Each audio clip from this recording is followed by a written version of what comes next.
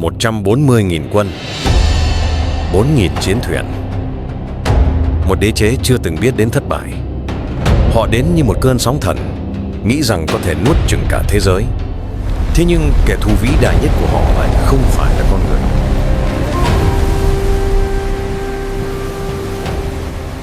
Sau thất bại cay đắng năm 1274, cơn thịnh nộ của Đại Hán Hốt Tất Liệt bùng lên biến thành quyết tâm với một sự chuẩn bị quân sự chưa từng có. Ông hạ lệnh tập hợp một hạm đội khổng lồ, gấp nhiều lần so với lần đầu, sẵn sàng cho cuộc xâm lược Nhật Bản lần thứ hai. Năm 1281, bầu trời Triều Tiên và miền Nam Trung Hoa bị che phủ bởi những cánh buồm. Hạm đội Đại Nguyên được chia làm hai cánh. Cánh quân phía đông với 40.000 quân và 900 tàu chiến do tướng Hồng Trà Khâu, một tướng người Hán, cùng tướng Cao Ly là Kim Phương Khánh dẫn đầu, khởi hành từ Triều Tiên, dong buồm tiến về phía đông. Lực lượng chủ lực là cánh quân phía nam với 100.000 quân và 3.500 tàu chiến do tướng Phạm Văn Hổ, một tướng người Hán từng phục vụ nhà Tống rồi đầu hàng nhà Nguyên, cùng với tướng A Tháp Hải, vị tướng vô cùng dũng mãnh và thiện chiến, căng buồm tiến lên từ miền Nam Trung Quốc. 140.000 binh sĩ, hơn 4.000 tàu chiến, một con số đủ để nghiền nát bất kỳ quốc gia nào trên đất liền. Hàng vạn chiến binh Mông Cổ, quân Hán, quân Triều Tiên, tất cả đều nhăm nhe tiến về vùng đất nằm phía chân trời, mang theo một niềm tin sắt đá vào sự bất khả chiến bại của mình. Ở phía bên kia vùng biển, sau 7 năm, những samurai đã học được cách lấy lại sự tự tin sau những sợ hãi ban đầu. Dưới sự lãnh đạo của mạc phủ Kamakura và quan nhiếp chính Hojo Tokimune đã biến toàn bộ bờ biển vịnh Hakata, nơi quân Nguyên có khả năng đổ bộ cao nhất, thành một pháo đài bất khả xâm phạm. Một bức tường đá cao 2 mét, dài hàng chục dặm, sừng sững như một lời thách thức. Các samurai với tinh thần võ sĩ đạo đã dùng thuyền nhỏ len lỏi vào giữa hàng ngũ tàu lớn của quân Nguyên vào ban đêm, phóng hỏa, phá hoại và gây ra những thiệt hại không nhỏ. Mỗi tiếng reo hò của họ giữa màn đêm u tối là một lời khẳng định rằng Nhật Bản không phải là một miếng mồi dễ nuốt. Tháng 6 năm 1281, khi hạm đội chủ lực do tướng Phạm Văn Hổ chỉ huy đã đến, hai hạm đội của nhà Nguyên hợp nhất tại vịnh Hakata, tạo thành một thành phố nổi khổng lồ trên biển, và một trận đánh quyết định sẽ là không thể tránh khỏi. Khi sự chuẩn bị của quân Nguyên đã sẵn sàng, nhưng không ai ngờ rằng định mệnh lại không nằm trong tay con người.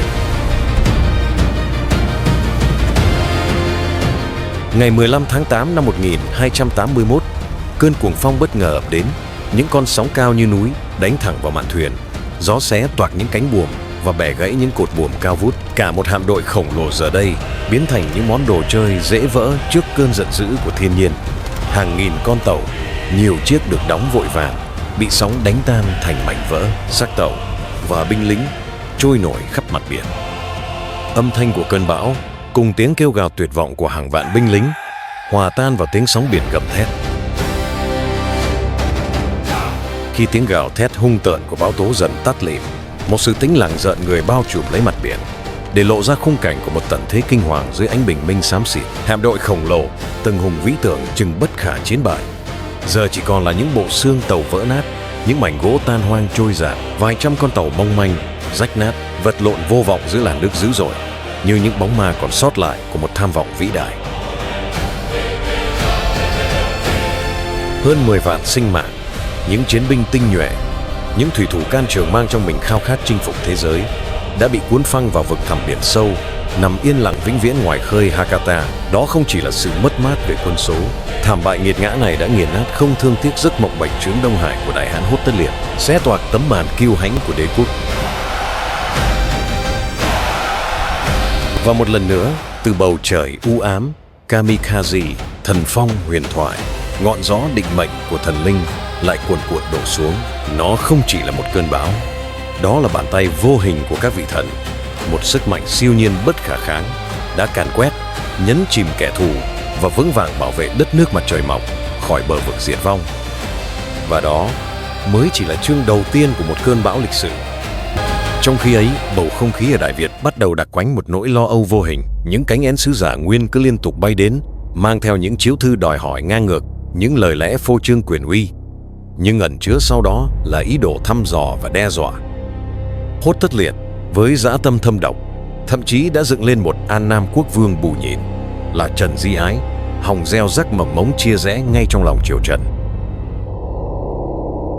Cùng lúc đó, ở phía Nam, những đám mây đen chiến tranh đã thực sự hình thành. Chiêm Thành không chỉ là một vương quốc ven biển trù phú, mà còn là yết hầu chiến lược, là bàn đạp hoàn hảo để tạo thế gọng kìm, siết chặt Đại Việt từ phương Nam.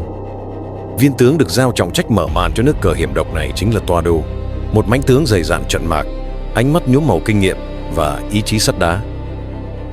Dưới trướng Toa Đô, một đạo quân nguyên hùng mạnh với 10 vạn quân thủy bộ và 1.000 chiến thuyền đã xé toạc mặt biển, cuồn cuộn đổ bộ lên bờ biển Chiêm Thành vào đầu năm 1282.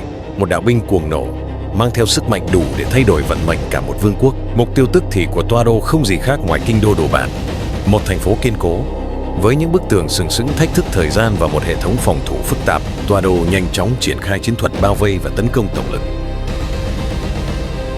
Từ mặt nước, tướng Trần Trọng Đạt dẫn đầu đội thuyền áp sát cửa Bắc Thành, biến mặt sông thành bại lửa với những đợt hỏa khí và cung nỏ dồn dập, tiếng cung tên xé gió, tiếng lửa nốt chừng gỗ đá, hòa quyện thành một bản giao hưởng chết chóc giận người, cuồn cuộn lan trên mặt nước. Cùng lúc đó, từ phía Đông Thành, tướng Trương Bàn tung đạo bộ binh tinh nhuệ vào cuộc. Họ là những con mãnh thú khát máu, mở những đợt tấn công như sóng thần vào cổng thành. Tiếng la hét xé tai, tiếng binh khí va chạm giận người, tiếng máy bắn đá gầm rú vang vọng như tiếng sấm thịnh nổ khắp chiến trường. Quân Nguyên với kỷ luật thép và sức mạnh áp đảo, dồn ép quân Chiêm phải lùi dần, từng tấc đất đều bị nhuộm máu.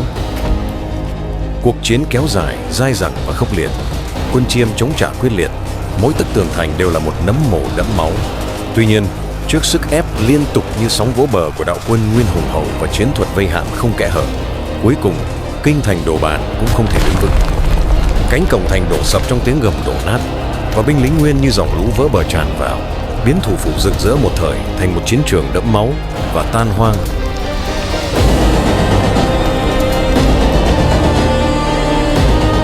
Song định mệnh chưa dừng lại ở đó. Vua Chiêm Thành là Chế Mân đã kịp thời rút quân lên vùng núi hiểm trở, biến mình thành một bóng ma ẩn hiện, quyết tâm duy trì cuộc kháng chiến du kích. Điều này đặt Toa Đô vào một tình thế ngặt nghèo, đầy thử thách. Dù đã chiếm được kinh đô, quân Nguyên vẫn bị kìm chân bởi những cuộc tập kích bất ngờ, từng chút một tiêu hao lực lượng và tinh thần. Toa Đô và các tướng sĩ của ông buộc phải căng mình, giữ vững các cứ điểm đã chiếm đóng và đối phó với sự quấy phá liên tục của những chiến binh Chiêm Thành ẩn mình trong rừng sâu. Cùng lúc ấy, tại kinh đô Thăng Long, những tin tình báo cuồn cuộn đổ về triều đình như những đợt sóng dữ, không ngừng nghỉ xé tan màn bình yên giả tạo. Từ tiếng chống trận rền vang của hạm đội Nguyên đang nghiền nát Chiêm Thành ở phương Nam, đến bóng quân kỳ giằng giặc của hàng chục vạn binh sĩ Mông Cổ đang rầm rập tập kết nơi Vân Nam hiểm trở và lưỡng quảng rộng lớn ở phía Bắc. Cùng lúc, hành động trắng trợn phong vương cho Trần Di Ái, biến y thành con bài lật lọng, đã xé toạc mọi vỏ bọc, phơi bày trần trụi, dã tâm nuốt trọn Đại Việt của Đại Hãn Hốt Tất Liệt. Chiến tranh không còn là một nguy cơ xa xôi, nó đã biến thành một định mệnh nghiệt ngã, một bức tường thép sừng sững chắn ngang vận mệnh quốc gia. Khắp cõi Đại Việt, không khí căng như dây cung, bởi hiểm họa ngàn cân treo sợi tóc đang trực trở. Tháng 10 năm 1282, trong bối cảnh lịch sử đầy dông bão ấy, Thượng Hoàng Trần Thánh Tông và Hoàng đế Trần Nhân Tông, hai vị minh quân lỗi lạc, đã triệu tập hội nghị bình than lịch sử. Tại nơi sông nước mênh mông linh thiêng này, những huyền thoại của triều đại đã tề tựu.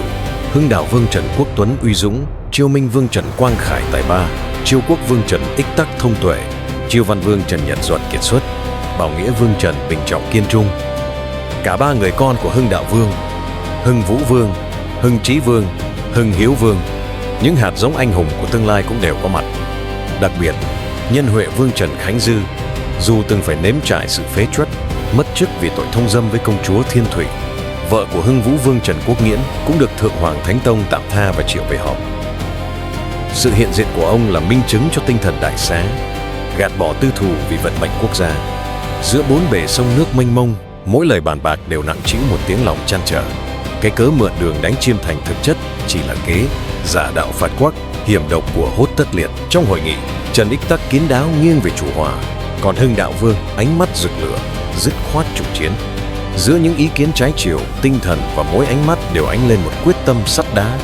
Nơi đây, họ đã cùng nhau tìm ra quyết sách sống còn, đối mặt với cơn bão nguyên đang cuộn tới, sẵn sàng viết nên trang sử mới cho Đại Việt. Cơn cuồng phong đã cận kề và Đại Việt đã sẵn sàng nghênh đón